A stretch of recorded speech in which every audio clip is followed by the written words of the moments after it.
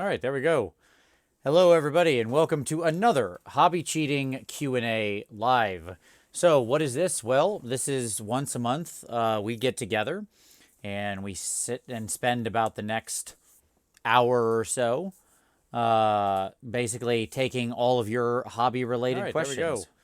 Hello, everybody, and welcome to another should be pretty Hobby simple. Cheating Q&A. We hopefully everybody can hear me okay. Somebody should give me like a little chat or whatever, a little thumbs up that we're all good.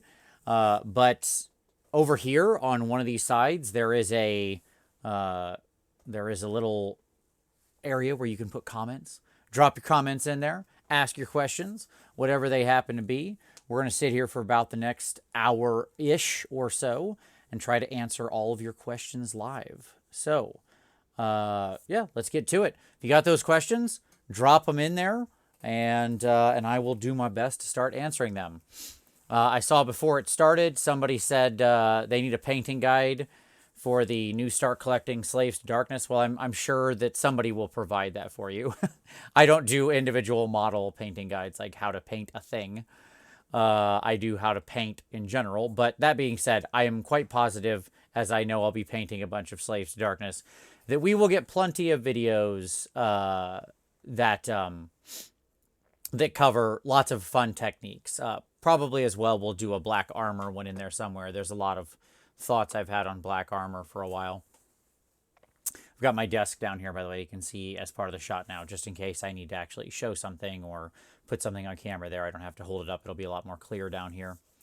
But don't worry, I'm sure we'll have some S2D content for sure. All right, John Chavis, what's your favorite scale to paint and why? Well, I mean, I think that the thing I paint the most of is undoubtedly, standard like 28 to 32 millimeter, probably heroic, because I tend to paint Games Workshop more than anything else.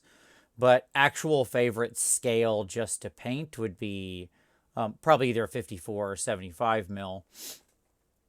You just have a lot more space in there. You have a lot more room to do different techniques, to explore things. It's a lot more relaxing. So something more like this guy, this guy's a 54 millimeter dude right here. This guy. I just find that to be, it's a much more sort of relaxing experience, but ironically I paint a lot less of it. All right. Let's see. Everybody's saying that it sounds good. Glad to hear it. Joshua Calling, I'm doing Gloomspite Gits, and I want the crescent weapons to look like steel that is painted yellow. Okay. So far, I painted it normally and glazed some yellow ink over it, and it's okay, but it's lacking. Well, when you say painted yellow, do you mean like enameled? Do you mean that they used like an Imperial Fist sort of marine? Do you mean like yellow, like the metal is tinted yellow? The answer is, I wouldn't use yellow paint, I'd use yellow ink. If I would just tint it yellow, would be my personal take on it. And I would focus on like working some into the kind of 3 to 4 section of the blade. So instead of, if your highlight goes from 1 to 2, 1, 2, 3, 4, 5, 1 being the brightest, 5 being the darkest, I would oppose the crescent that way. Alternatively, you could, if I happen to have a guy on the screen right now that's got that little sickle blade you're talking about. So specifically, you won't be able to see it, I don't think, if I move my mouse over here. Yeah, you can't see it, but that's okay. Specifically, I mean along that crescent. You could also just do a yellow to sort of blackish transition and pure yellow paint into it in non-metallic metal. But then I wouldn't use metal paints at all. I would just fake it using like yellow in a non-metallic style, but you've got to cut all orange or brown out of it. Otherwise, it's going to look just like you're doing gold. And that's really the problem, is that gold is just yellow metal. Okay. So you're going to make that like... This is a very tricky thing you're trying to accomplish here, because it's just going to make it look like gold in many cases. The true color of gold is yellow. So when you make metal look yellow, you make it look like gold. depends a lot on the individual yellow in question, but that's kind of the basic of the thing. Hopefully that makes sense. Let's see. But yeah, I would actually just work some glazes into the 3 to 4 range area. Also in the same vein, I want the terrain look to be painted stone and not plastic painted yellow. Sure. So like the big moon, well, then stippling is the answer, right? You need to work in different colors and have it look like stone. Stone is very rough and has a lot of texture and should be stippled accordingly and stuff like that. So, that's what I would focus on. Get yourself a big old round makeup brush and go nuts with some stippling and textures and stuff like that, and have black and gray and chips and streaks and things like that is what I would say. Rye Brooks, how would you go about painting black metallic armor? Yes, well, I have a whole video on this. I mean, there's lots of different ways to do it. There's no simple answer. Here's the shortest answer. It's a very annoying color to paint. Painting black and making it look good is probably the most annoying color to paint, I think. I would much rather paint white. White is much less annoying. Black armor is just always time-consuming if you want it to look good, or flat if you don't, because black is the most boring color. It's the absence of color. It is nothing. You're painting nothing. So when you do that, it just is going to be very hard-pressed to actually look good. Now, the short and sweet answer is you do a standard zenithal and then you make yourself like a blue-black glaze, or you dry brush the whole model and then you do a blue-black glaze, and you glaze that down pulling toward the shadows. So like if this were to be the chest plate, this top part would still be white, and then I would pull a glaze down in this direction. And so this lower part all becomes very dark, and this still has some lightness to it. And that's the speed painty quick method.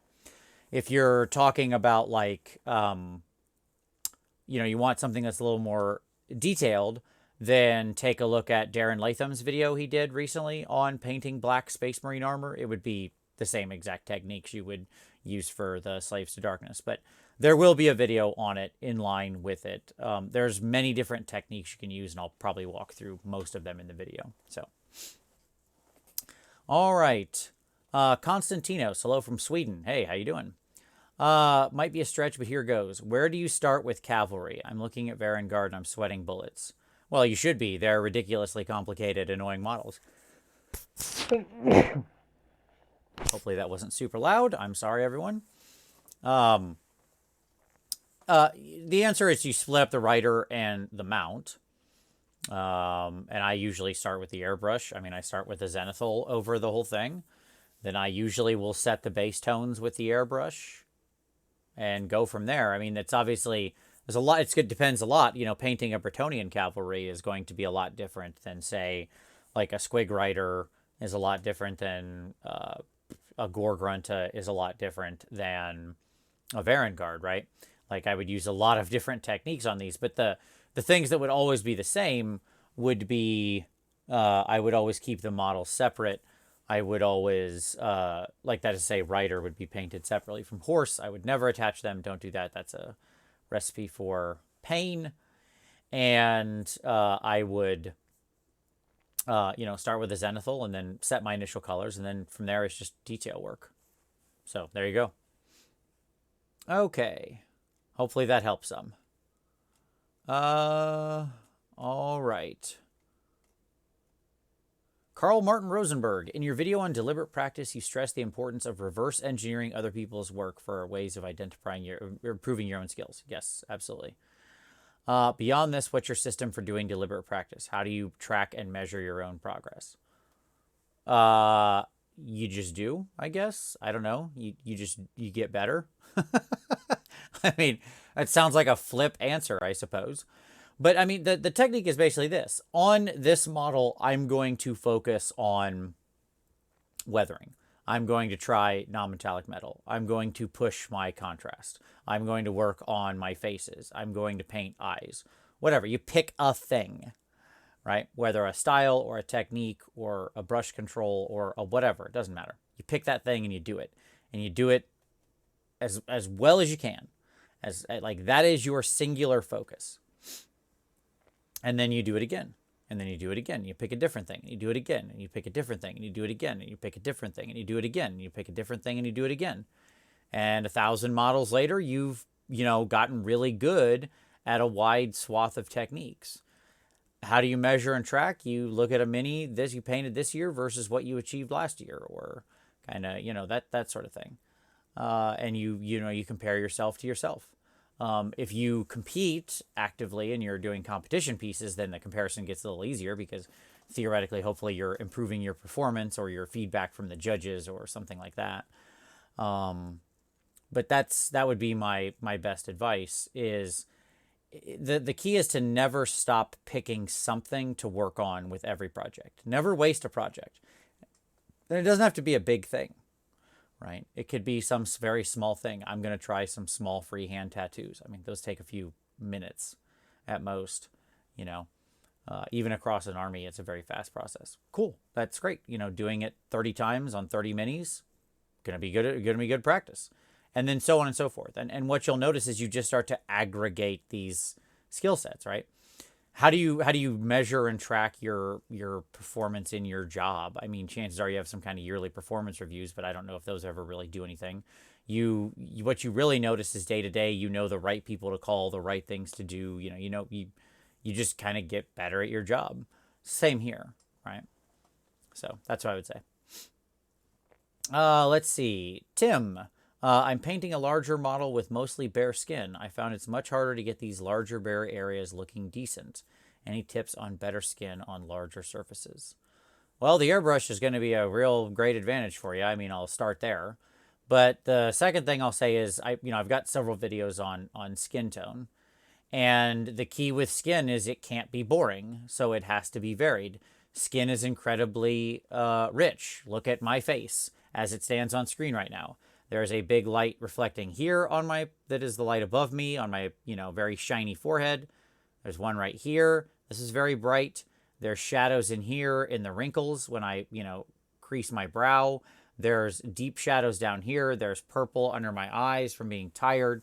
There's a lot of red in my nose, down here in my cheeks, right? There's a deep shadow here. There's 5 o'clock shadow here on the side of my face.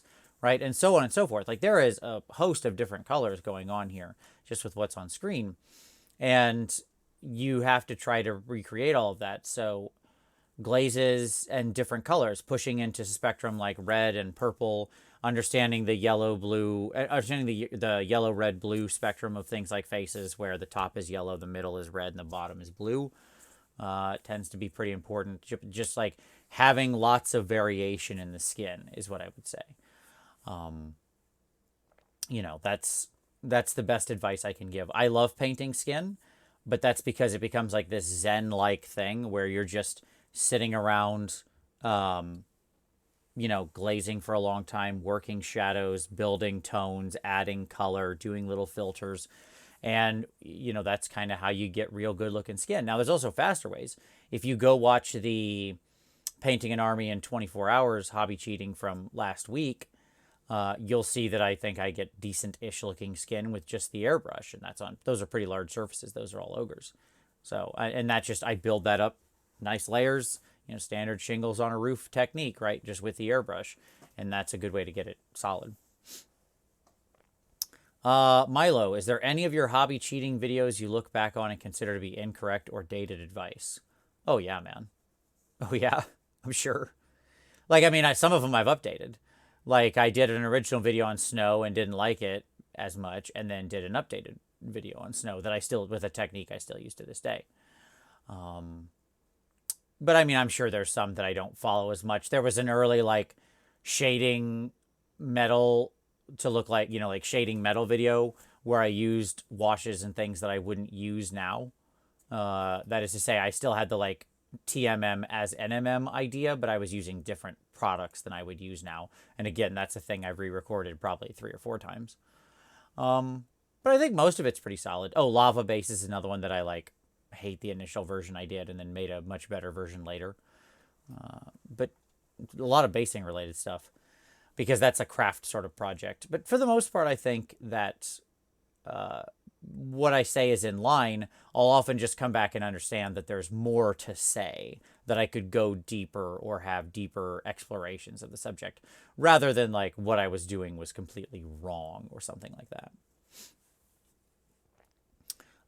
Liz, any advice for pushing light and shadow on miniatures? I'm trying to control for the light and shadow to put more drama into my models, but I'm really struggling nailing it.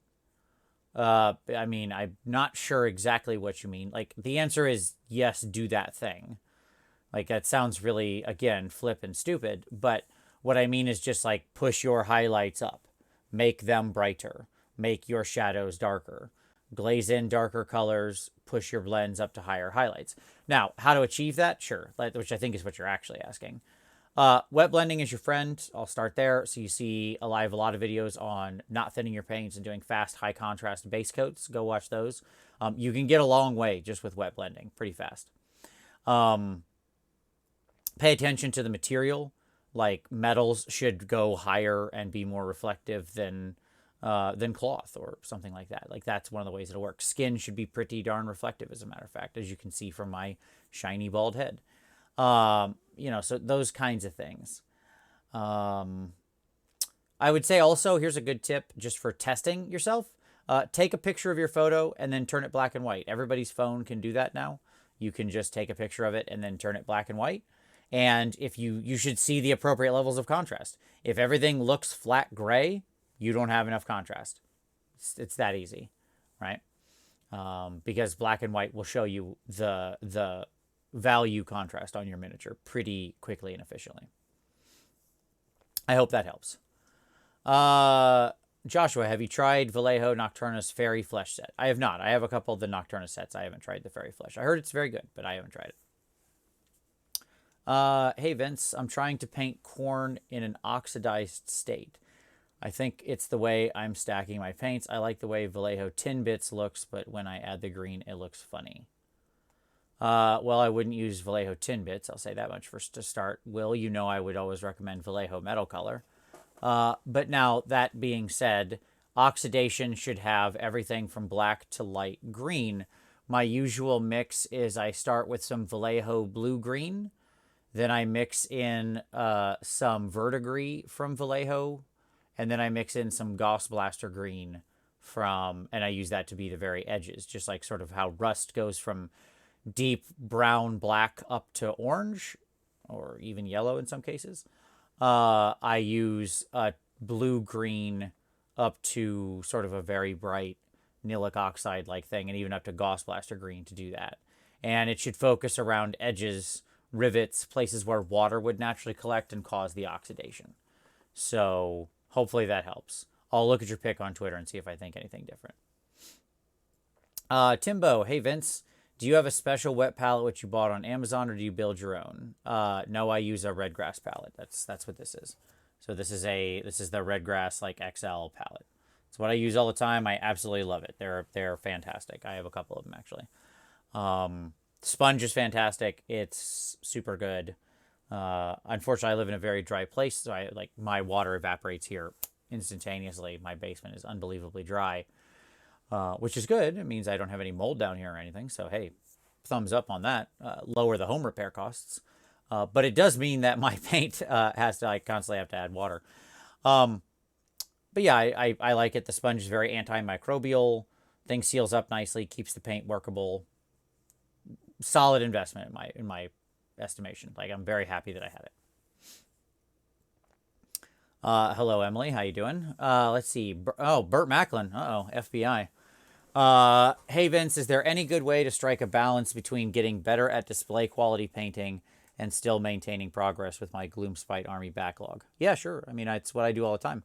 The answer is the standard way you create efficiency in everything ever in life, as psychological and other types of research have shown, which is you do 2 projects at once. Human productivity maxes at 2 projects. You get more done when you have 2 things, less done when you have 1, less done when you have 3. It's 2. 2 is the number of the counting, and never more than 2. So the answer is 1, you can do deliberate practice throughout even your existing models in the ways that I talked about before. Just focus on this unit. I'm going to work on this thing. And trust me, no one's going to notice a difference. Everybody's all worried about this all the time. But my army will look slightly different. Who cares? No one's going to notice. 1. 2, so what? Even if they did. And 3, it would only impress me as a paint judge if I saw you growing over the course of the army and putting more work into things. Not the opposite. You get no points for sameness. Okay? If your army looks like a cacophony of different colors and everything completely doesn't go together, like if you just bring 17 different units that have no absolute correlation with each other, I'm docking you. Of course you're going to lose points there as a paint judge.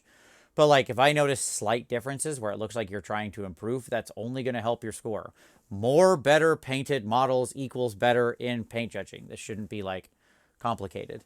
So yeah, even on your normal minis, you just deliberate practice, pick a thing and work on it on particular models on your gits, you know.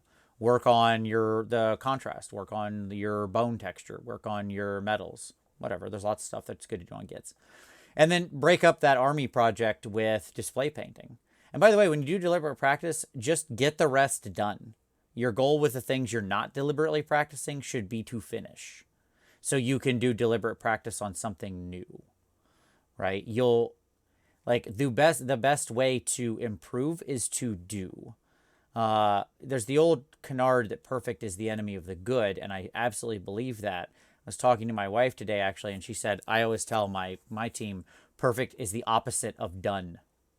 And I said, that is the greatest thing ever, and I'm going to steal that and use that from now on. And that is many people's struggle in general. Perfect is the opposite of done. You are never going to reach perfect. You will, however, fail to get things done. So at any rate, my advice is that. Alter between two projects, deliberate practice on the stuff you're working on, and then, take a miniature every so often and use it. Push yourself all the way. Combine all those techniques you've been working on and go to a high level. All right. Well, thank you, Schnauzer. Glad you're here.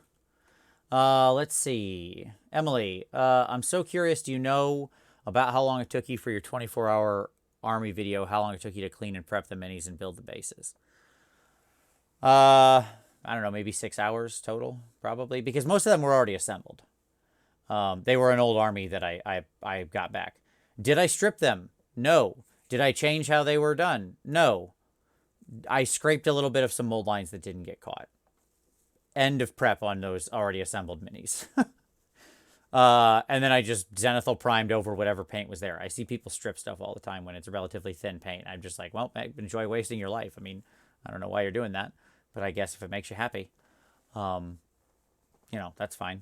You can throw time in the garbage. I too don't value the very limited and inexhaustible exhaustible resource that is my life and time. But like that was, and then basically making the bases. It was probably about 6 hours. There was no big time investment. The bases were pretty simple. It's just cork with some Vallejo paste over the top, let that dry, and then, drop some different grit and rock over it, glue down some skulls and little pieces to make them more interesting, and job's a good one, right?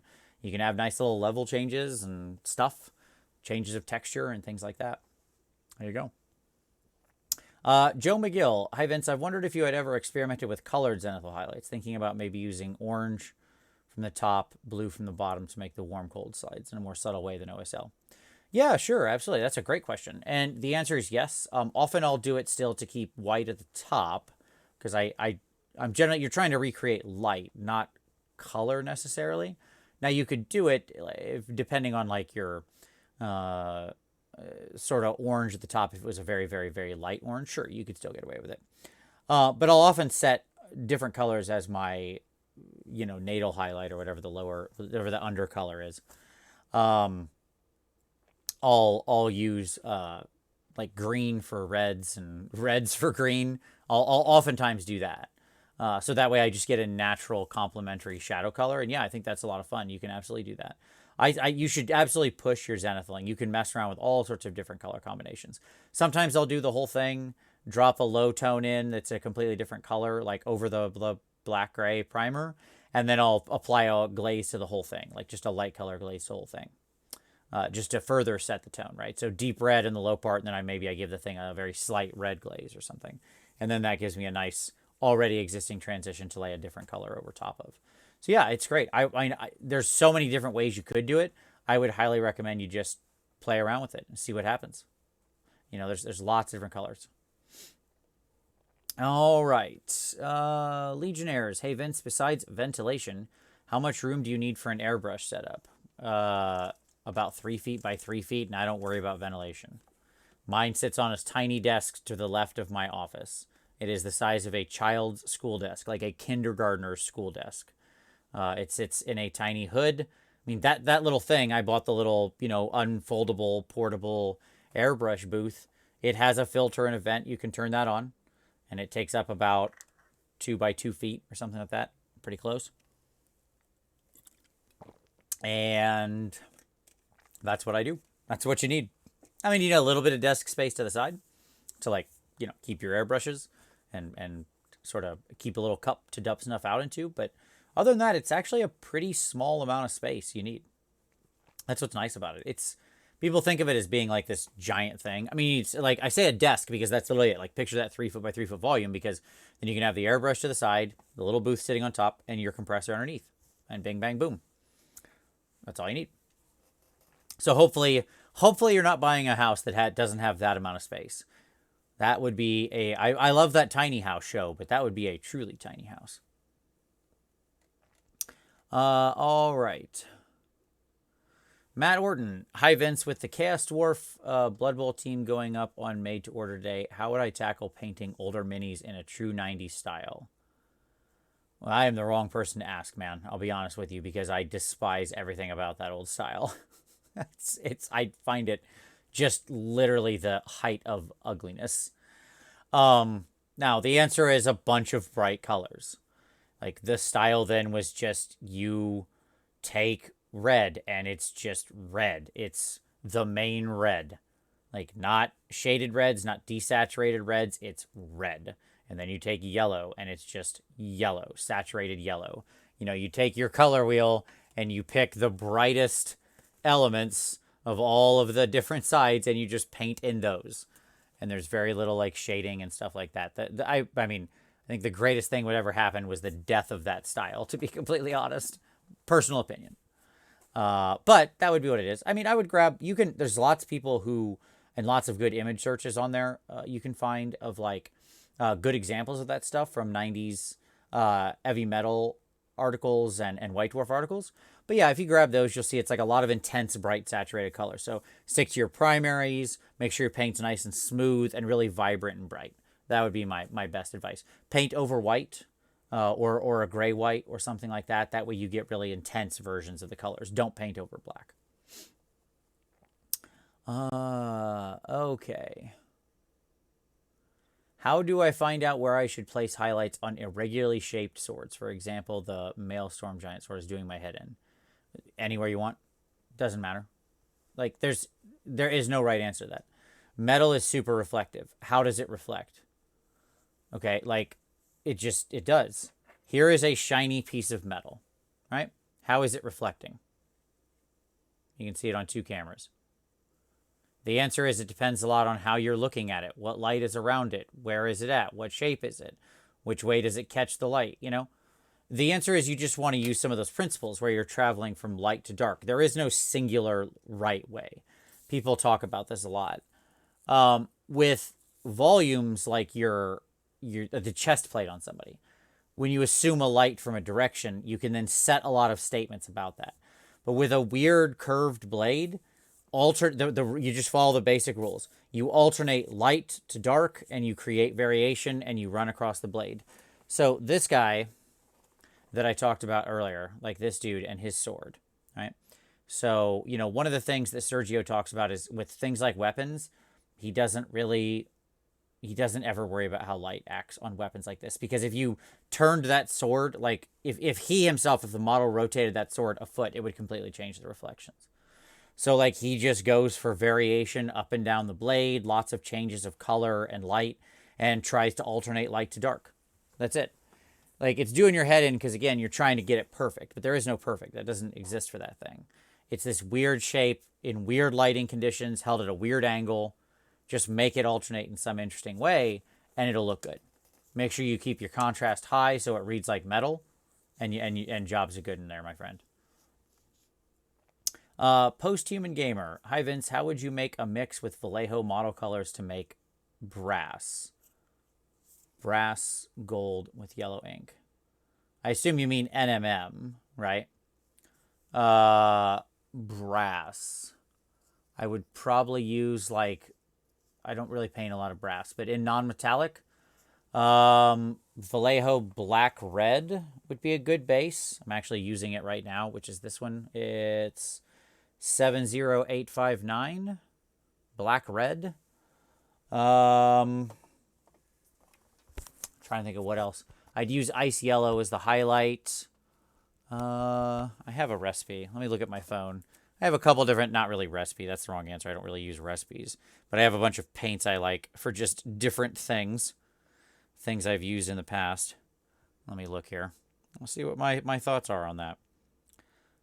Oh yeah, there you go. That's some good stuff. Colors that I like in brass. I don't maintain a list of like an exact recipes, but I have a list of like, I like these colors in this type of thing. Kalahari orange, that's another good one from scale 75.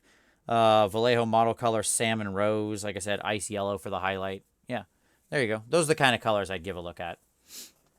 And that's another thing you can do, by the way. If you paint a lot of NMM, don't try to keep yourself a recipe log. That'll often lead you astray and make your work look very samey. Instead, keep just a color list of colors that are interesting, right, in a thing. So, like, in my bronze list, I have all sorts of different oranges and browns and rusts. So I can play with those in different levels and different amounts and volumes and get a lot of different effects out of them. But I still kind of have a range of different colors to work with. It's not about a recipe. It's about a list of potential ingredients, right? Like, you're trying to make a soup. You can throw a lot of stuff in a soup, and it'll still taste like that kind of soup. Like, you can make chicken noodle soup with a lot of different stuff. It's got to have chicken and noodles. Beyond that, you can have lots of stuff. You have carrots. You can have celery. You can have some rice in there. You can do lots of stuff. You can throw some mushrooms in there. Whatever you want, you know? So just like, yeah, that would be my best advice. Alexis, have you tried 3D printing? No, and I won't for a long, long, long time to come. I don't knit my own t-shirts. I don't grow my own food. I don't have any interest in printing my own stuff. Now, if it gets to the level where it's completely commoditized, where I can, just literally get that high quality miniature in the same thing, like, and I know the new resin printers are good, but there's still work. You have to upkeep that thing. You have to go buy the resin. I'm not interested in a raw product kind of thing in that way. Again, this is just personal opinion. Like, I'm happy to go support companies that are making high quality miniatures at the moment and get that stuff. I buy some 3D prints off people for terrain. I really like it for that. I think it's great. And there are friends of mine who do a lot of 3D printing and they really enjoy it. And by the way, if it's something you enjoy, that's not me being negative about your hobby. It is a hobby in itself and one I think is super awesome. Tom loves it, my co-host on Warhammer Weekly. And I think that's awesome. Like, if people are really into it, I'm so glad those people exist because they're making awesome terrain and cool things that I get to take advantage of. It's just as a personal statement, I don't have any interest in it. It's not a hobby I enjoy. But I'm glad to hear that the quality's coming up. I mean, I do wonder how many years before it just becomes sort of a commodity, right? So, I don't know. We'll see. Stay, how would you go about painting a black beetle carapace that reflects different colors like petrol and water? You asked this question in the comments, and I gave you an answer, so check your email. I wouldn't. You're asking how I would, and I typed this all out, but you're asking how would you paint the most complicated color in the most complicated light reflection pattern possible? How would you paint truly one of the most complicated things you could ever decide to paint? In fact, I'm not sure I could think of a more complicated thing to paint. Except maybe that in an OSL color, where some glow is also happening. Because you have to scintillate through the whole rainbow. You have to use kind of every color, and you have to very carefully blend it all together in this moving pattern that looks like it's accurately capturing the light. Like, it's not just like, well, I would apply this color and then this color and then this color. I mean, you can go Google the images same as anybody else and see what they look like. And the answer is it has to come up to a high highlight. It has to progress through all these different colors. You have to have like the white light placed at the one, then it has to scintillate down and then only blacken sort of the shadows. And you have to have secondary reflections down there as well because some of the color is going to reflect in the secondary light where it goes from black and then into some of the deeper tones like blues and stuff. It's just a really, really complicated thing you've asked. That's like saying, well, how would you build a rocket ship to get to Mars? Well, I mean, there's a lot of steps probably in there. Um, my best advice for it is I would go look at like Kaha.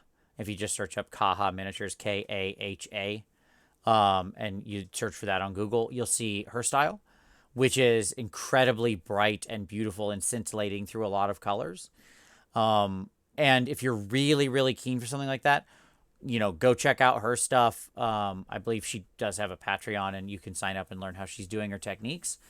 And she did basically the effect you're talking about, because that's her thing. She loves these, like, she always uses these colors in this amazing way and catching these reflections and stuff. She's a truly unique and genius painter. And she did an Alarial beetle that was fantastic in all of those scintillating colors. So I would go check that out, assuming I haven't dissuaded you, which, I'll be honest, is kind of my goal because it's really tricky. But that being said, if you are inclined to learn, I support your wanting to learn, and that's what I would go check out. Just be prepared for pain. I always want to be transparent. John Chevs, what technique would you use for cannon barrel soot? Just residue, not heat stress. I take black pigment and I shove it against the end of the barrel repeatedly on an old brush, multiple applications until it's built up. Jobs are good. It's that easy. Like, cannon barrels are leaving behind black sooty pigment. Just use the real thing. I like, that's why I keep black pigment around on my pigment palette's kind of buried right now, but I mean, I'll show you what I'm talking about. I just literally keep a palette of dry pigments. There you go. You can see black pigment right in there. I literally just dip an old brush into it and start, which I will do on this guy, for example, right here. I'll just stab the end of that cannon barrel a bunch until it's sooted out. I'm in the middle of weathering my little buddy here, my little bug walker, but he's not fully weathered yet. So yeah, that's all I do. It's easy. Steve Keen finally picked up the Vallejo metal color gold and copper. I'm intimidated about mixing the two to make, say, bronze and brass, and just manipulating in general. Any chance for a video, maybe? Sure, I can add it to the list, because it is something I mix them all the time. Here's my best advice for things like brass that I've read in them. If you want the more brassy color, you lean more on the copper, 2-to-1, 3-to-1 with the gold. If you want more rich gold, it's 3-to-1 gold to some of the copper. There's the short, easy answer. But beyond that, I also will mix inks and some of the silvers into them and stuff like that. So, I'll do a video and walk through it. When batch painting, how do you stay focused on the project or stay driven to finish? Well, I don't batch paint so if you watch the 24-hour painting an army in 24 hours, I don't batch paint like, here's a thing, I'm going to do this little blue thing, and then I'm going to move it to the side. Then I'm going to get to the next one and do this little blue thing, then I'm going to move it to the side. That's actually inefficient and mentally defeating, right? Like, there's a reason that factory work like that is unbelievably de-incentivizing to your positive mental health when you're just doing one thing at a time all day. The way I do it is I'll do these big, broad steps. Like, again, if you go watch how I handled the ogres, I did all this stuff with the airbrush, and I would come over, and then I did, like, all their belts and buckles and boots and details all at once on one ogre. All that. And then he moves from, like, a partial state to a pretty done state all at once. And I set him to the side. And I get this little ping of, like, yay, that's an almost done ogre. I'll come back and do the metals. That's sort of how I break things up. Like, here's all the matte stuff, boots, leather, things like that. And then here's all the metals. And so I do all the basic mats, set them to the side, and I look at them and I'm like, yay, that is an almost done ogre. I feel good. I have accomplished a thing. I get the positive dopamine hit of getting a nearly done model to look at. Whereas there's just no hit like that when you just do a belt and then set it to the side, and then a belt and set it to the side. That's just demoralizing, right? The second thing is, you give yourself micro goals. After I do this, I will go do this other thing, or I will reward myself in this way. Have a cookie, have a drink, have a glass of wine, whatever thing you like. And I won't let myself have that thing until I don't drink any of that or eat cookies, but you get it. Whatever, my own personal things are different. But I won't engage in that until I finish the thing. I also have a very focused sort of personality. Like, I pay attention to one thing and I tend to lose track of all of the outside world. So, I mean, which is an advantage for junk like that. But my best advice is really the thing of like, don't just do the one-step batch painting. You're not actually gaining any time, especially if you're using a wet palette and keeping all your paints fluid and ready to go. You're actually just causing yourself a mental burden that will defeat you. So hopefully that helps. Okay. David Kratzberg. Okay, cool. All right, good. Good answers. Okay. Cool. Brandon S. Hey, Vince, I'm thinking of doing a Word Bearer's army.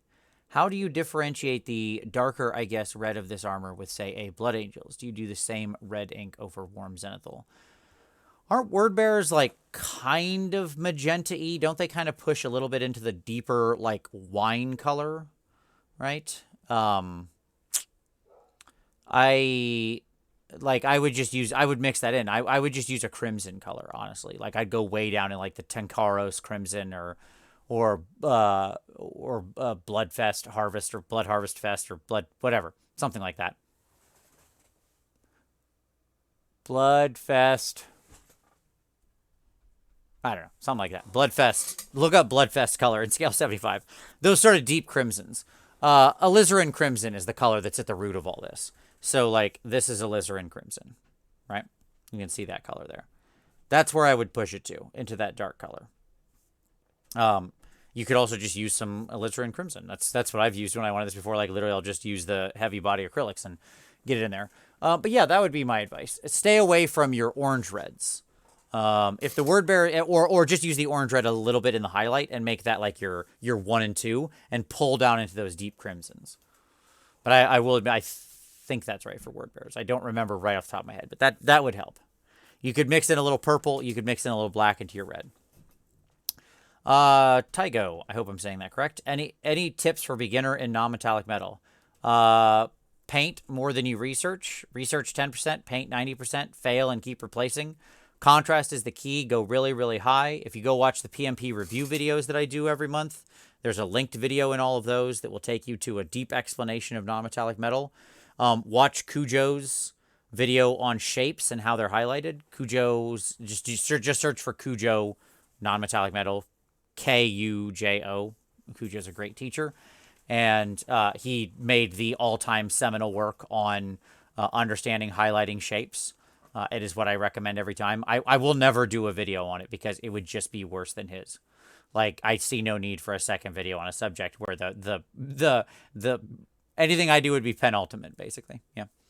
But yeah, go check out that stuff. Don't pay too much to recipes. Pay more attention to contrast and the nature of the shapes you're working on.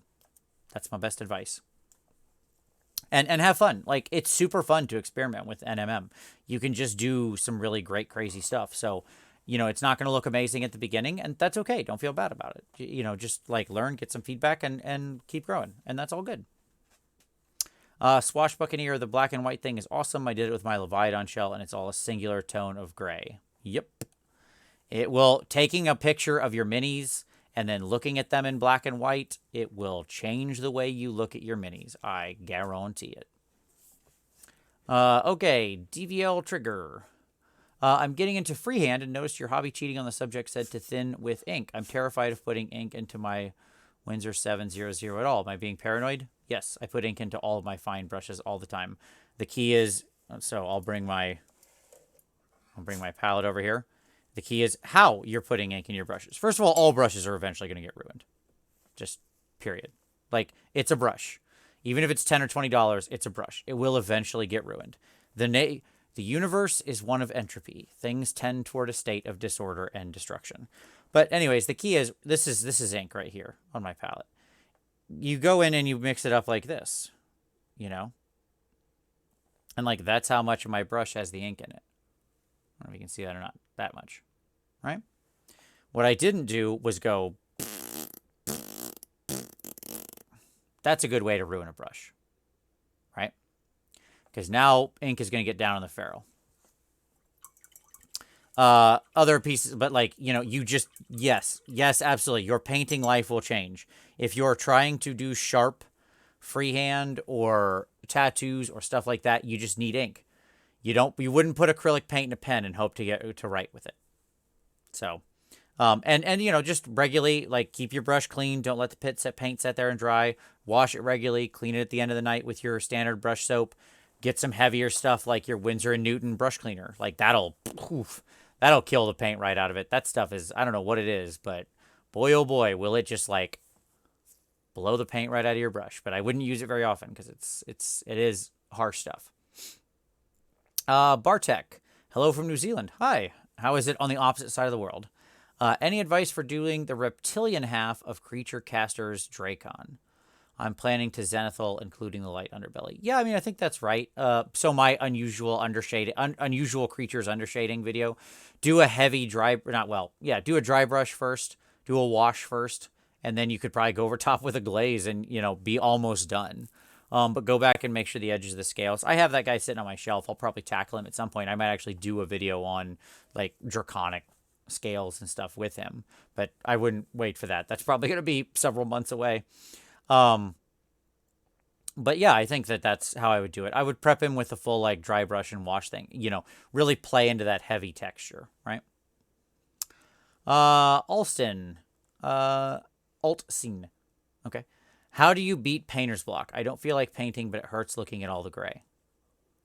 I don't have painter's block. It's a terrible thing to say, so I'm not trying to hold this over your head. I have an addiction to painting. I paint every day that I can. Like, I was just away with my wife for like 3 solid days where I didn't get to paint at all. I came back, I helped her unpack, and I sat down here and started painting. Immediately. I can't help myself. Now, what are my good answers? Okay, so here we go. Now that I'm done being a real jerk. Get into the habit. Make it a habit. Sit down every day. Put paint on a brush. This is, I completely stole this from John Nenas, who got it from somewhere else, but I totally agree with it. Sit down. Force yourself to sit at your desk. Get out a brush and put paint on it. Make that your goal. Every day. No matter what. Now, what'll happen then is you'll accidentally paint stuff. But even if you don't, even if you just then put the brush back into water, put it away, that's okay. There's nothing wrong with that. But you'll find that if you sit down and just put that paint on that brush, you will start painting. Set up time, set an alarm, put it in your phone. Paint stuff you love. You know, you got a giant pile of gray, who gives a crap? If you got a new project that's burning, that's getting you excited, paint that. Paint a thing that's exciting you, that's getting your juices flowing. Painting begets painting. Right? So it's not a punishment, it's not a work order. Like, if you feel that there's something that is, that you really want to do it. Ignore the pile of gray. Sell off some of the pile of gray. Honestly, that could be a good answer. Don't let it hang over your head like a giant sword of Damocles. But try to make a little bit of time every day, 30 minutes. Always try to sit down and at least get paint on a brush. Set an alarm and say between 7:30 and 8 every day, I'm going to sit down for 30 minutes. Keep your stuff ready. Like, my paint and my brushes and everything sits on my desk in a ready position. I can sit down and begin painting in 10 seconds. It takes me 0 prep time. Lower all possible barriers of entry to yourself to sitting down and painting. Because if you have any barrier of entry, you'll give yourself an excuse. I don't want to fill a cup up with water. You'll do that. Not you personally. I'm just saying, like, you, the broader you, right? If you give yourself a chance to have an excuse, you'll do it. Trick yourself. It's a slightly different variation on treat yourself. I hope those things help. Hey, Vince, how would you paint a miniature with a huge flat surfaces like a Space Marine Rhino? Well, with an airbrush is the short answer. I would never do big vehicles with a brush. I would always do it with an airbrush. And I have videos on panel modulation. Look up panel modulation on vehicles. That will show you exactly what I mean and how I would paint them. Hobby cheating, panel modulation. It's probably in the 150s, I think, off the top of my head. Joe Orthaber from Orthaber Studio. Hey, Vince. Want to say hi and well wishes. Well, same, buddy. Same to you. How you doing, Joe? Hope everything's going well with your family. Joe makes awesome plinths and paint handles and projects out of wood. Check out Orthaber Studios if you're looking for. See, people a lot of times ask, like, where do you get plinths for displays for competition painting? You go to places like Orthaber Studio, who makes great plinths. Ruben. Hello, Vince. Any tips on painting realistic wood for the Sylvaneth creatures? Oh yes. In fact, I have a video completely dedicated to it called Realistic Wood. It's in Hobby Cheating, like 60 something. It's right there at the beginning of the 60s, I believe. The answer is lots of variation. So mine I always start with a zenithal, then I give it a good dry brush, and then we get out the secret to all wood, the one, the only Inktense wood. That's right. You get out your Inktense wood from scale 75, magic in a bottle. You can put one coat over this, and it will look like basic wood. But then you do just more color variation. You add in some greens, you add in some purples, you dry brush with a little gray, then you wash this again. It's just a lot of dry brushing and washing, to be completely honest, with lots of different colors. So if you go back and look at that video, you'll see that. But that Inktense wood, you got to get that Inktense wood. It's the way to go. Milo H, how do you cope with dust and dog hair? It's the bane of my life. Oh my God, I hear you, my brother. This office has 3 dogs in it all day because I work out of here as well, and my dogs have to stay with me so they don't get into trouble. And dogs make dust and fur, and it is a constant thorn in my side. I don't know, man. I wish I had a greater answer for you. I'm trying to find a good like HEPA filter. I need to go get something industrial like they use for coal mines. I don't. I just, deal with it. You can cover your projects. That can be a good solution. Like at the end of the night, just keep literally like a big piece of saran wrap on your desk. And when you put a project to the side, just set it over the top. That can be a good way to go. Keep a big giant brush, a big giant soft brush, like something, like an artist would use for a canvas, but where like super, super duper soft bristles. Like a giant makeup brush could also work, like a foundation brush. And just before you start painting, you just you give the thing a nice soft brush. But I find dog hair in my minis all the time, and boy, does it just drive me bonkers. So I get it, buddy. Do you have any experience with the Chimera colors, pure pigment range? I don't. It's something I want to play with, but every time I remember and go to order them, they're out of stock. One of these times it's gonna line up where I remember I want to try them, and I go there to order them, and they're in stock, and then it will happen because I am excited to give them a try. Brandon S, to strike with Bert's earlier question where you said work on 2 models for a display competition, are there any single minis or small squad you highly recommend for a beginner competition painter? In specific, my answer is always the same. It should be something you're very passionate about because you need to really love that thing enough to sit there with it for 60, 80, 100 hours, which is how long it should generally take on something like that. Unless you're super duper fast. I mean, like on average, I'm giving an average there. Some things will take a lot longer. Some things will take a lot shorter, but there's a good average. Pick something open. By open, I mean this. Standing there in an open position, right? Don't pick this. If you pick this, you're naturally covering your own workup, and you're going to make it very hard to get a nice, clean paint job. That's why people love that, like the Night Quester, right, and stuff like that, or the Tidecaster who was open. You'll notice when GW picks their figures for the heavy metal category the past couple of years, they've picked very open figures. Not people that have like two-handed weapons they're clutching as they're hunched over, right? That's a nightmare. New things generally better than old things, like just not only for Golden Demon but just in life in general, because they have a novelty to them, but also because they tend to be much cleaner sculpts. So you don't want to fight the sculpt. Can you do a great paint job on a bad sculpt? You absolutely can. I've seen amazing work. Should you? I mean, why? Especially if you're just starting out. Leave that to somebody who's well along in a competition and wants to torture themselves for fun just to say they did it, right? That's my advice. Okay. Whiskey Tango. Yes, indeed. 2 shall be the number you shall count. The number of the counting shall be 2. All right. Let's see. I scrolled down. Now I need to catch up with myself. Okay, there we go. We're coming to the hour, so I'm gonna go a little quicker, but I'm gonna keep answering the questions. With the wet palette, should you just avoid wetting the top facing part of the paper? Just noticed on the Redgrass website, but I always poured water on the paper. Is that bad? Yeah, don't pour water on the paper. You pour water around, and then you set the paper down. This should not be wet or have open water on it.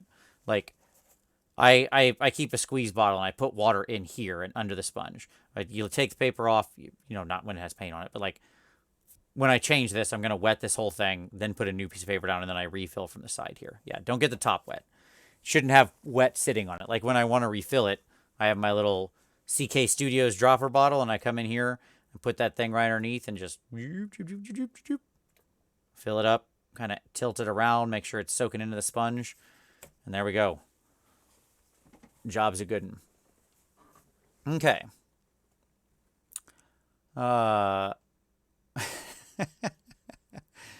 Just laughing at Emily's comment. Yes, indeed it is. Let's see. Okay.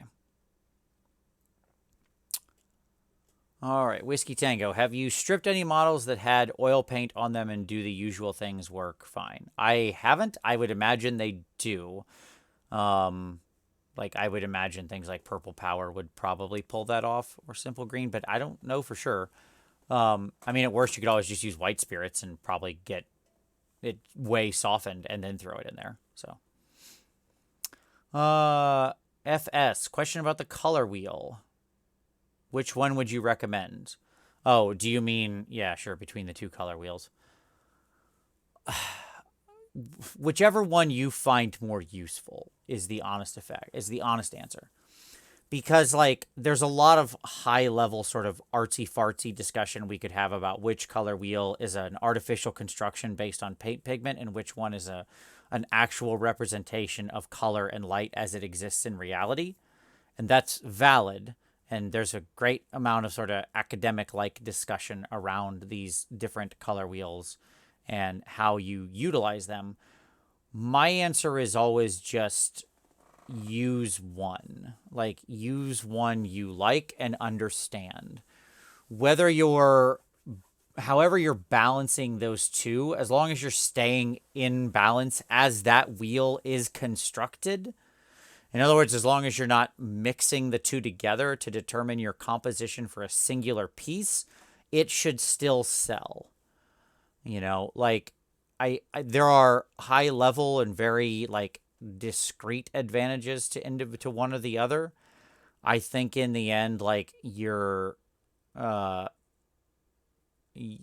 things that are more focused on like the cyan magenta are more accurate to actually how colors work, like that the primaries and all those things are wrong and that, but like that the RGB is kind of a construction. But at the same time, it wouldn't matter. You can use whatever as long as you're kind of referencing the same one and using that singularly on a project. You'll still end up in an okay place. That's my answer.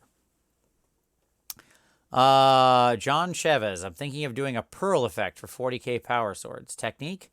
Hey, remember that thing I said about scintillating colors on a on a beetle carapace? It's not the same level, but it's pretty close. Pearls are tricky. They have a lot of very strange colors in them. You do it like NMM, but you're doing it all in this sort of cream to gray to blue to white spectrum. And it has to alternate through those colors very specifically.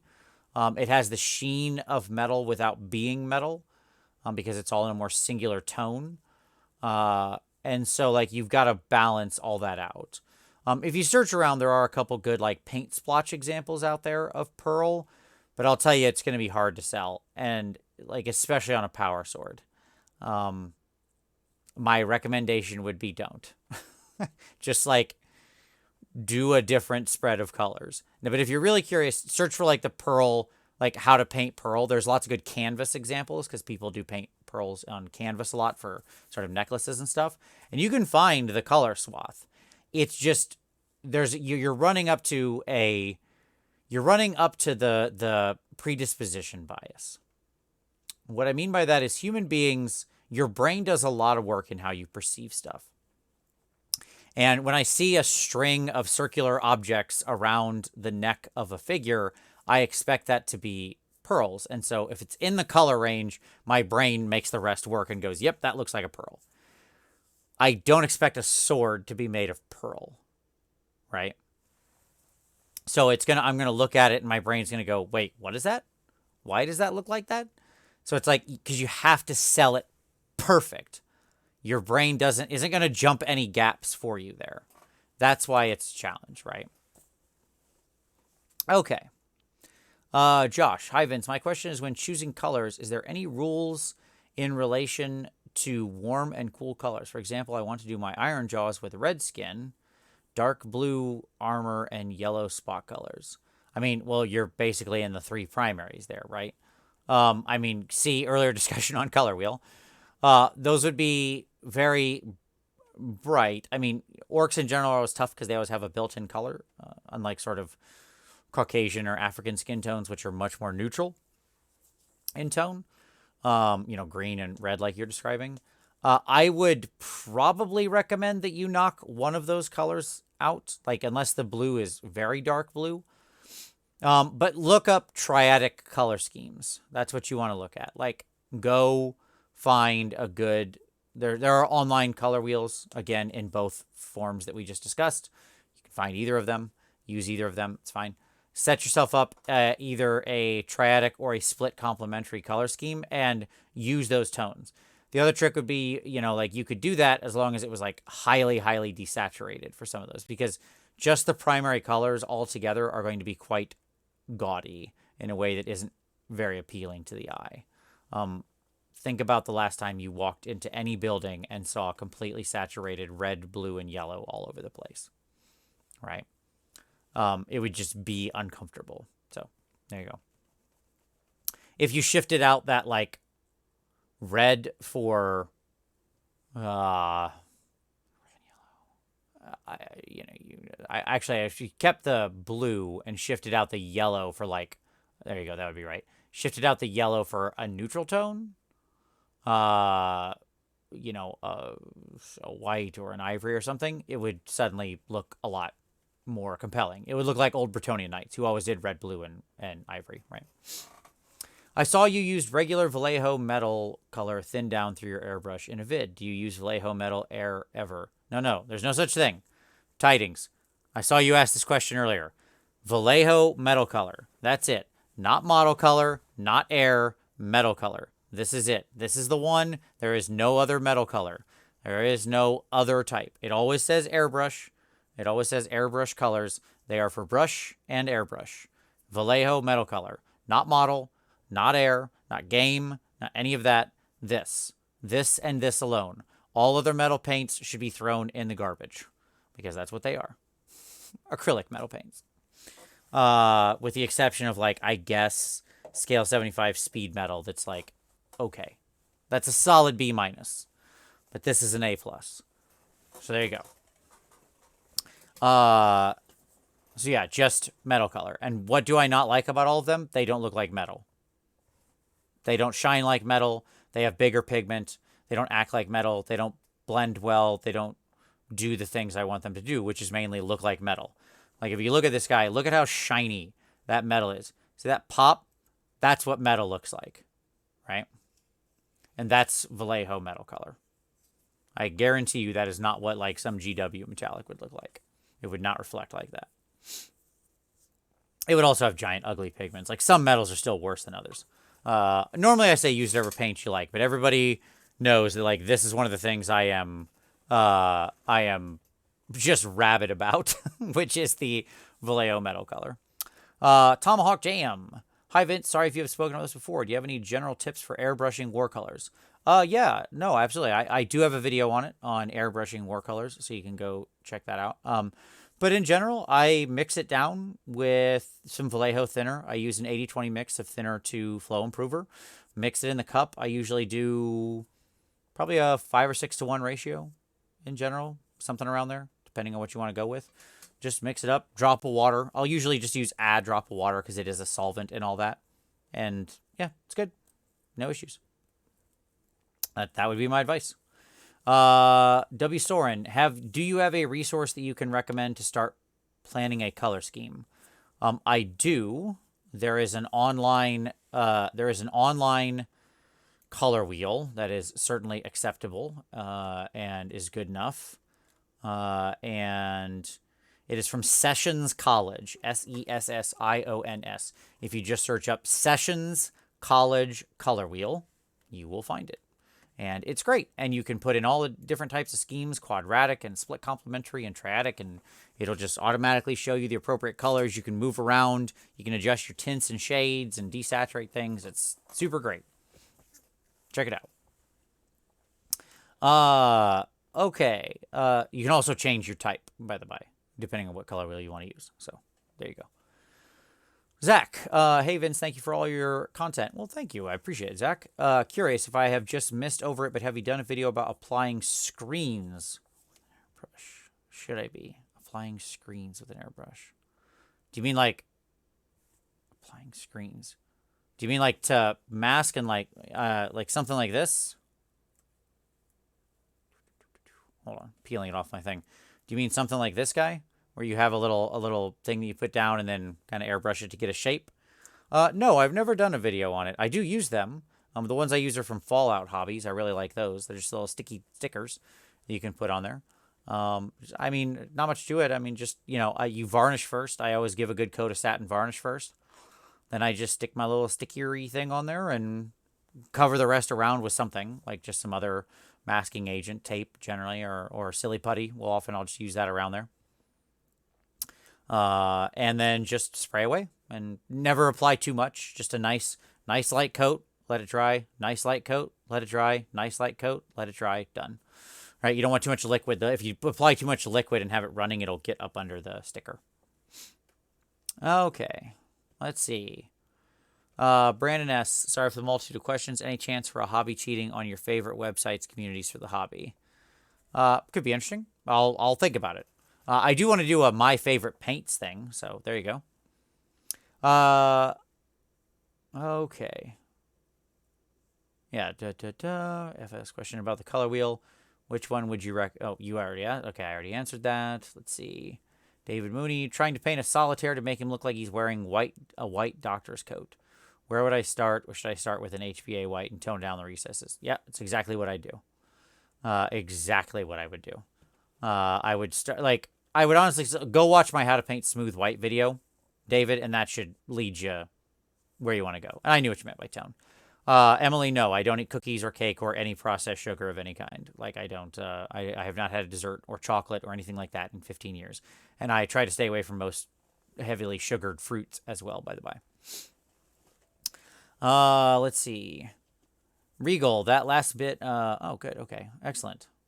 Good. So I said that advice on keeping painting helped. Awesome. Volker, question is rather a small thing. I never know how to paint the areas where skin meets armor or cloth. Somehow those borders never look right. Push dark shadows into them from both sides. And if that doesn't, and then once you're down from there, give it a good black line. Don't use actual true black, but use something dark like a deep purple and get a line in there. Elements need to be separated. Like you can see on this guy how he has that little rope that's right next to his skin. Like that has a black line around it. It's not painted yet because I had just been I never finished him. But like a dark line separating the two and then push shadows toward it. So like on skin, I would have a little bit of shadow going toward that cloth. I'd use my deep purple or something like my African shadow or my black leather or whatever I happen to be using for skin in that case. How would you shade down and highlight orange? You highlight orange with usually Caucasian flesh tone is the best way to do it. And you shade it with a rust or a brown color is usually if you're just talking about sort of standard orange spectrum like you're trying to paint a pumpkin. James, I'm painting an orc from the realm of light. I want them to be dark skin tones. My idea is Lord of the Rings orc skin, but with green tones rather than African tones. Other than desaturate greens, any ideas? Sure. I mean, you could do desaturated like purples or deep browns. You could take an orange and mix in a fair amount of blue to get a really desaturated deep brown. That would work. Yeah, I mean, I think any of those things would be cool and give you a fairly organic skin tone still. All right, we're gonna go into lightning round now because we're over. I'm gonna wrap it up. So here we go, lightning round. I always see you, for example, Glaze apply blue to recesses to red. Is there any resources in one place as to what colors to go with, or is it as simple as looking at the opposite colors in the color wheel? It's a little bit from column A, a little bit from column B. Warm colors get opposed by cold, and cold get opposed by warm. I have colors I really like. Whole red is one of my great shadow colors when I'm doing cold colors, and Payne's gray is one of my things I really like in there. Purple can be a little of both if you have something in the middle, right? But yeah, kind of that's there. Like if you just wanted to keep it super simple, like a deep crimson or a whole red for your cold highlights, a whole red or a black leather or a warm purple like an African shadow for your for your cold highlights, a Payne's gray or a similar blue black for your warm highlights, and then purple when you want to do a little both. Let's see. Grumdy, Hivens, how would you approach painting the glowing skulls with an amount of Archon the Black? Well, I can tell you how I did it. I did a lot of dry brushing over the top, and then glazed them all with a singular color, and then went back in and layered the upper levels of each bone. Like picked out with 2 layers each ridge and bottom of the skull. It's a pretty quick process overall. I mean, he's a centerpiece model. He's worth taking the time on. A couple hours of work. Tim, can I add flow improver to my glazes to help get an even coverage? Yes, 100% you can. But if you're having a problem with your glazes pooling, your problem is not flow improver. Your problem is wicking. You are not wicking your glaze out enough. Okay? If a glaze ever pools, there is too much water in your brush. This is, I can make a nice thin glaze out of this red. Okay? All right. And if I then put this on a miniature and it does that, I have too much water. I need to come to my paper towel and wick the excess out so that what I get is a smooth application. I should see a tiny dot of paint at the end here, which I can then pick up. Okay? So your problem is not flow improver, your problem is wicking. But that being said, yes, I often do add flow improver to my glazes just to make sure it does stay nice and smooth. So, both can help. Yes, you could. Painting with that brush size. Oh, you absolutely can and should. Test yourself with larger brushes. I mean, like I normally use size 6s and 8s and stuff. I only do detail work. Like I do these little flames on the side with a smaller brush. But, yeah, like you will paint more and you will paint better if you start using a larger brush. Your paint will be smoother. Because when you're using a tiny brush, you're just chopping the paint up. And you could do it too. I have no great dexterity. I am a very, very low dexterity person. I don't even want to know what my D&D score would be. And I have no artistic talent. So if I can do it, you can do it. Because I am innate talentless. So there you go. Let's see. Any advice on how you balance color composition of models, a piece of art with real life colors and materials that the model is supposed to have? Yes, always lean toward art and screw anything to do with real life colors and materials, unless by changing it you will destroy somebody's very strong preconceived notions. I will give you a simple example. A belt can be any color you want and it doesn't matter. Period. Any color. Like literally any color. It can be anything.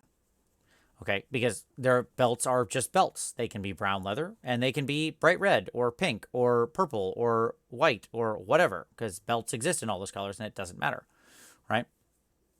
So there you have to kind of pay attention. You just pay attention to nothing. You go toward the art and what's demanded of it. But rust looks like rust. So when you're painting rust, it needs to look brown and orange, maybe some hints of red here or there.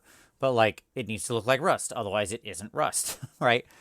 You couldn't make that just any color you want because there are preconceived notions that our brains have about how things work in the world, right? You can add other tones in. You can sneak other colors in. You can sneak other colors into there. Like, you can also sneak some turquoises and stuff into rust as kind of an oxidation of some kind of copper around or anything like that. So you can get there. You can still be tricky. But that's, I always lean toward the art unless it's going to, like, a human being is going to look at it and be unable to determine what the heck you were painting because you changed the color. Okay. Natural Druid. My issue is when I start getting the finishing touches, I get distracted and have issues finishing minis. I would never stop right near the end. I don't stop running when I see a goal line, man. I run harder. But the answer is stop doing those finishing touches if that's giving you a challenge. Like, just get to more done minis and then slowly start pushing yourself. Like, discipline yourself to two roads. One, just stop doing it completely and say that's good enough and I'm done, and stop feeling like you're not doing something. That's okay. If they're up to tabletop quality and that's what you're aiming at, job's a good one. Why torture yourself? Option two is force yourself to do it. Like, sit down and be like, this is what I'm going to paint. And again, set up a reward system, a punishment system for yourself, like whatever incentives you tend to respond to. But you know, that's the way I would say. And keep in mind, you're running a race and you're looking at the finish line, and then you went, oh, a deer, and you just left the race and never finished. Finish that race. You're right there. There you go. 5-second take on the Slaves book. Not really what this is for, but short answer is I quite like it and I'm excited about it. Hannah, multiple projects. If I get tired of painting one project and continue with another, I'm doing this because I like painting. When I'm not comfortable painting another 20 clan rats, I'll swap. Yeah, exactly. 2 projects. Always the way to go. Let's see.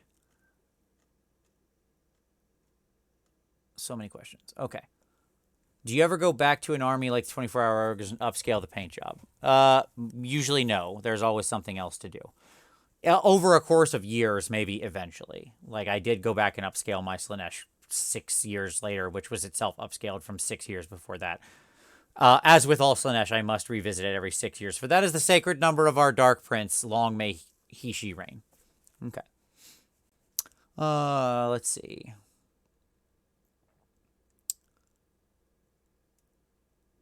I would doubt Catacross will... I mean, he'll show up at Golden Demon, but it depends who paints him. There's not really an innate thing about him that makes him hard. And he's a tough piece to actually compete with for a couple different reasons. Like, that's too nerdy and deep for this particular discussion, but he's a tough competition piece. He'll be stronger in Golden Demon than he'd be in other competitions. And hello. Hello from Romania. Good to see ya. Should you avoid doing vehicles, etc. until you have an airbrush? No, but I would buy an airbrush real fast. Like, if I was going to do a bunch of vehicles, that would certainly motivate me. If I was going to do a couple one-off, no, you can do it. Just, you need, thin your paint, get a big brush, get a big brush, big brush, big flat brush, and then use your other brush and paint some glazes over it to get it nice and smooth in the paint. Yeah. Two-headed calf. Any ideas for alien fauna for a desert base? Oh, sure. Yeah, like, yeah, man. Oh, do I have you covered? Alien fauna? Why, yes, I do. Where's that? Here it is. Pow. Okay. So how about stuff like that? Boom. Blue, bright things that you can then dry brush and get some other weird colors into. Like, take this, dry brush this pink over the top. Whoo, you got some alien plants, baby, right there. These are from Gamer's Grass. That's where these are from. You can also get some great colored tufts from Annie at Bad Squiddo Games. But yeah, Gamer's Grass and that. That's what I would say. Okay. That's a good point. Yeah, Itsepi had mentioned you could use like colored rattle cans. Yeah, that is also a really great point. If you don't have the airbrush. Hello, Trevarian. How you doing? Always be closing. Hey, remember those ABCs. Tell me true, the new Mordheim win. Oh, geez, I have no insight into that, my friend. I don't know what's going on in the GW studio, but I would say at minimum probably 4 years whenever that old world thing happens, if then. So 2 years after that. So let's call it 2025 at earliest. How's that? Jonathan, weird question. I'm painting Nautilus from League of Legends for a friend, 3D printed. Got any tips for me? I don't know that many. I don't play League of Legends. I'll look it up real quick. Nautilus League of Legends. Okay. What does this thing look like? Is it just a big guy with glowing eyes? It's just a big steel guy? So he just looks like a big armor dude with some internal glowy green plates. Okay, got it. I see. So he's like glowing from the inside out kind of in some places. Yeah, neat.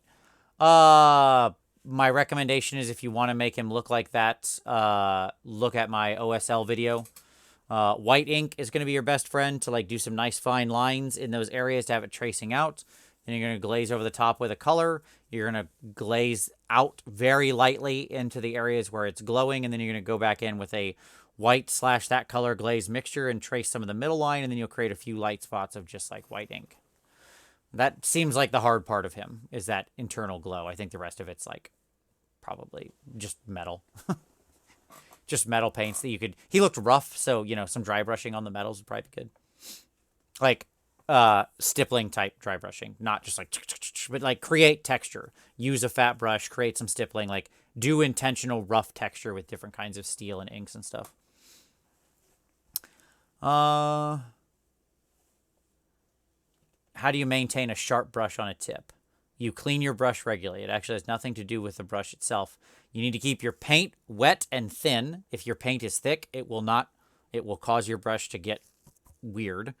You need to keep your paint wet, thin, and you need to clean your brush regularly. That's how you keep a sharp tip on a brush.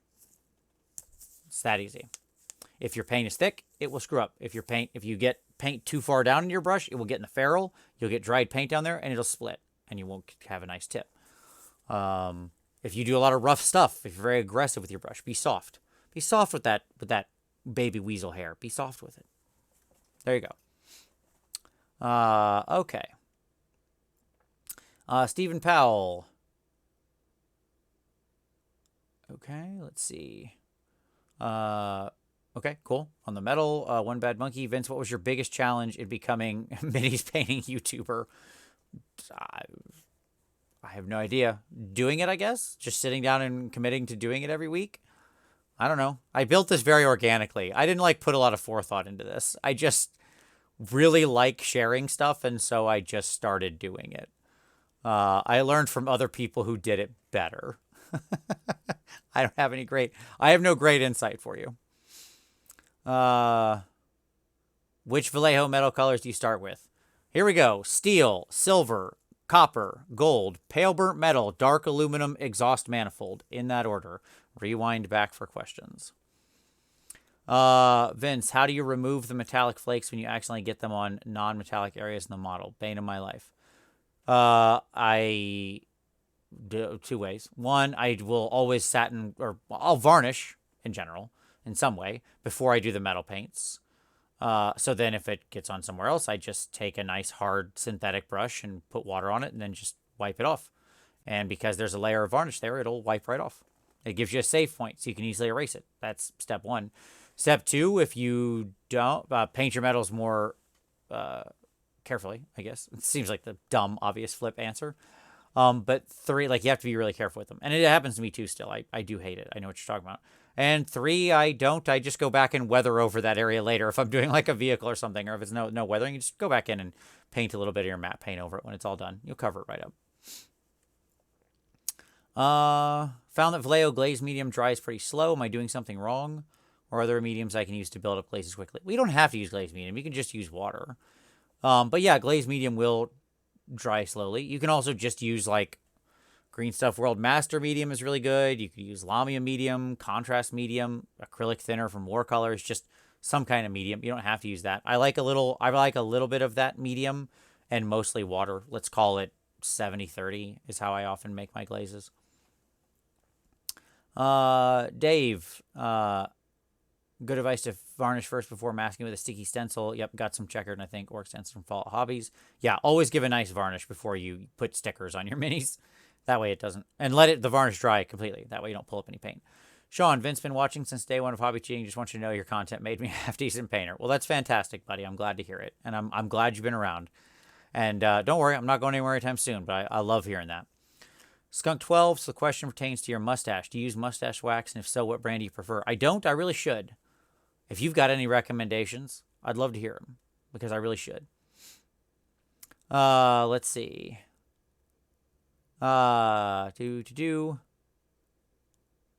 Looking forward to meeting everybody at CanCon. Yes, I'll be down at CanCon. Hope to see you there. If you see me, come say hi.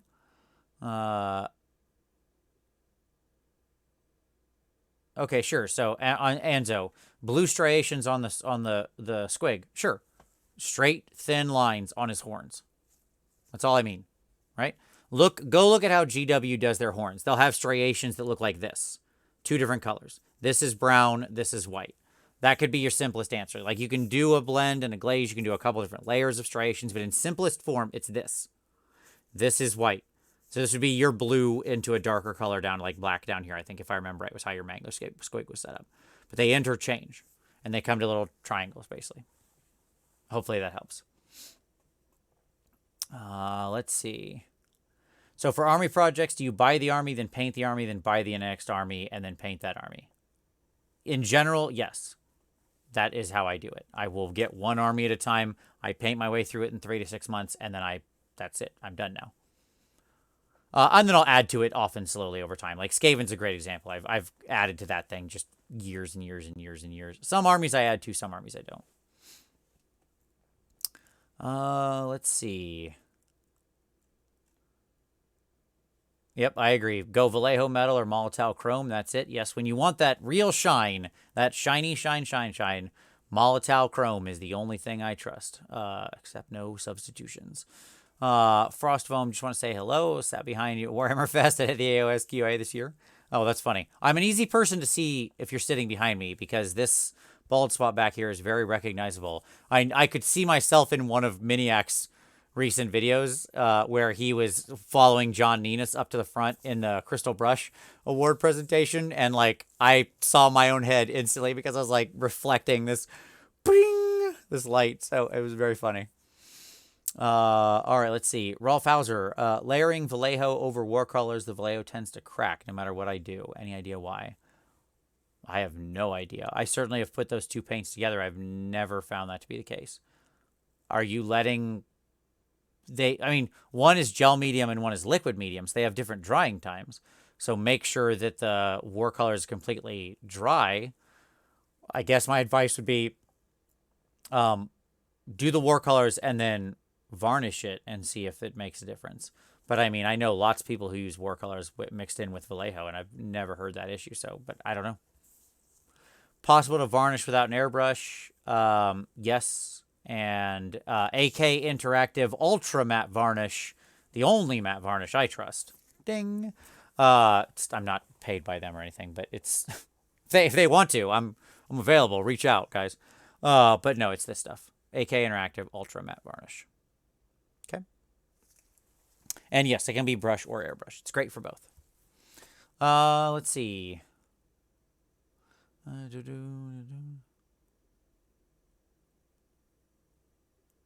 All right, we'll end on the miniatures paintbrush question. Here we go, last question. Terrorgeist to paint, although I'm feeling intimidated. Any advice? The big monster intimidation problem. I'll leave with this, and then we'll call it a day. Don't be intimidated by big monsters. I love me big monsters. They're great. There's no more fun thing to paint. It's huge. You get stuck in. You get to experiment. You have lots of different textures. You got muscles on the Terrorgeist. You got bone. You got sinew. You got hair. Right? You can do things like paint textures on the wings, do demon dots, do freehand, get nuts, experiment with some exposed muscle and blood, ripped, bruised flesh, right? You can have that hair be weird. You can add stuff onto him. You can play with these huge transitions because you got the space. You're not trying to blend in some teeny tiny little baby space marine knee pad where you're like, oh, you got to work 72 blends in this little knee pad. No. You got a giant wing. You're going to go nuts. You're going to get out your airbrush. You're going to do 5 different colors on that wing. Then you're going to wash it. Then you're going to dry brush it. Then you're going to do some more airbrush. You're going to go crazy, right? What I'd say is this. Like, big monsters should be fun. And my best advice is don't be intimidated by them because they are a chance for you to really learn and grow and do a bunch of different stuff. And, like, see them for what they are. I love monsters. I mean, there's a reason I have, like, 9 sphinxes and 5 gorgons and, on and on with this kind of nonsense, right? Because I'm obsessed with painting these big things because every one is just a new chance to do something different. And they're so big. They're a palette. They're a canvas, rather, I should say, that you just get to do, like, everything you want with. You can throw all these different techniques together. I said it earlier in the presentation. I'll say it again now. This is my new thing. I've totally stolen this from my wife. And full credit to her, to my shining star and truly guiding light in my life, as always.